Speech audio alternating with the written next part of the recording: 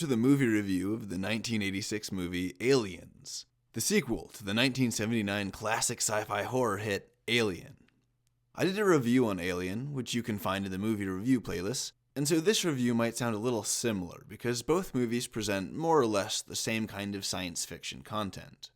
In Aliens, the movie begins with Ellen Ripley finding out she'd been in stasis for 57 years, as her craft had been drifting through space.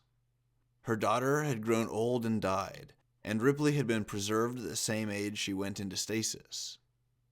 Aliens has an early scene with the Marine Squad waking up from stasis sleep, or an induced hibernation. This kind of hibernation is not only possible, it's the kind of stuff studied by NASA for real-world applications. For example, it's been considered for use in a journey to Mars, which might last about 3 months. It's quite likely that when we attempt to send people to the outer solar system, beyond the asteroid belt, or perhaps to another star system, they'll be put into an induced hibernation for the bulk of the voyage, as these kinds of journeys can take months, if not years. Going to other star systems would take, as with our current technology, it would take hundreds of thousands of years. Ripley finds out that the planet where they originally found the alien spacecraft and the alien eggs, that planet is currently being colonized and terraformed. The process of their terraforming involved a huge nuclear reactor, and that produced the atmosphere. The crew consists of the Marine Squad and Ellen Ripley, who's considered a specialist on the alien, and the Marine Squad is sent in to try and find out what's going on. So the squad goes into this colony and trace the colonists back to the nuclear reactor with the tags that are implanted in their bodies, which is kind of creepy in a surveillance state kind of way. But in this special circumstance where freaky aliens have invaded and taken away the colonists, it becomes a lot more reasonable to implant chips into everyone so you know where they are. While searching the reactor, the Marines see that alien goo and fleshy layering is covering the walls and bulkheads. Gooey secretions have solidified into organic shapes along the corridors, turning them into giant alien vasculature. This wall-covering biocreep gets thicker and denser as they get closer to the colonists, who, it turns out, are all clustered together in a single large room. Upon finding them, they see that all the colonists are being biologically incorporated into a massive web of flesh and solidified goop. The human prisoners were being used as unwilling hosts to the alien eggs. The humans were being virtually farmed by the aliens, as each alien birth required the explosive destruction of the host's guts.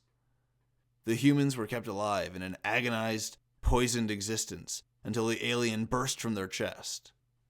Once their use as a host was finished, the human died. This kind of super dark, creepy stuff is what I love about science fiction and horror movies, because it's so insectoid and primal that we can't help but be unnerved or terrified by it. The whole movie kind of runs with this theme of the aliens being bugs, like an ant colony or a beehive. At one point, the surviving characters mention a possible queen, which of course is foreshadowing for the film's climax. As the number of survivors dwindles, the alien queen is introduced, as Ripley and the little girl nicknamed Newt stumble into her lair. The alien queen at first gives Ripley the chance to escape, as the queen is cautious of the huge machine gun and flamethrower that Ripley has.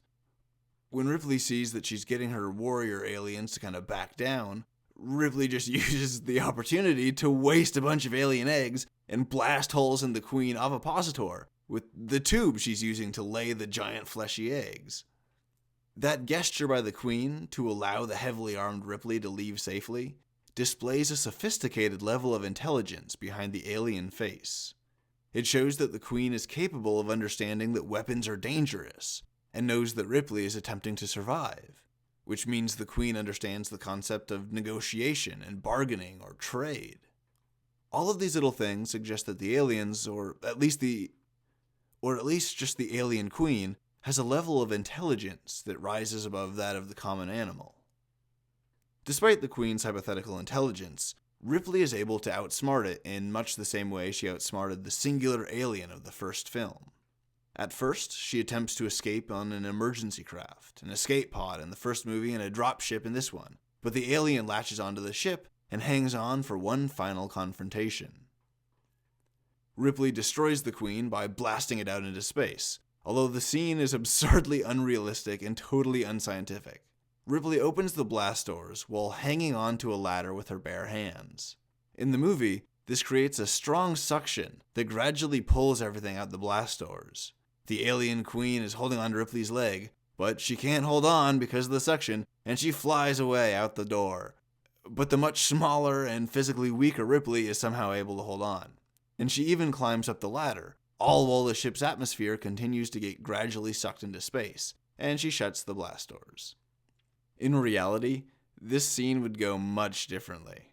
The moment the blast doors opened just a crack, all of the atmosphere present would immediately blast out of the opening with huge force. If the doors weren't reinforced, they would probably have just been ripped off by the explosive decompression. There would be no gradual sucking. It would be quite literally an explosive decompression. Ripley wouldn't have been able to hang onto the ladder. She would have been ripped right off it and sucked out with the Queen. Both Newt and the cyborg character Bishop were present during this confrontation, and they both would have been sucked out the door too. This would have all happened within a few seconds. The forces involved, the Delta P as they say, pretty much killing everyone instantly. That wouldn't really have made for a satisfying ending, I suppose, but the scene as they made it is just really absurd, to the point of totally destroying my immersion. Instead of caring about the action and suspense of the film's climax, the cheesy take on decompression just made me laugh. Overall, the film gets an 85 out of 100 for its plot, or an 8.5 out of 10 if you want. Because despite that silly final fight scene, as well as some awkward dialogue, it's still a pretty decent movie. I give the depiction of biology a 75 out of 100, just like I did with the original movie Alien. This is because Aliens depicted a lot of the same stuff that Alien did, both realistic and unrealistic, and it introduces several new elements that also fell on either side of the spectrum. The Queen's addition to the franchise is a cool little twist, although nowadays I feel like the bug species with the Queen concept is kind of overplayed. Although that's today, this movie was made 3 decades ago, so it's totally okay for this. Starship Troopers kind of mix it up a bit with the leader of the bugs being a huge brain bug instead of a queen, but I'll get to that movie in a later review. As for Aliens, it's a pretty good movie that's both exciting and scary, with better graphics and special effects than the original film.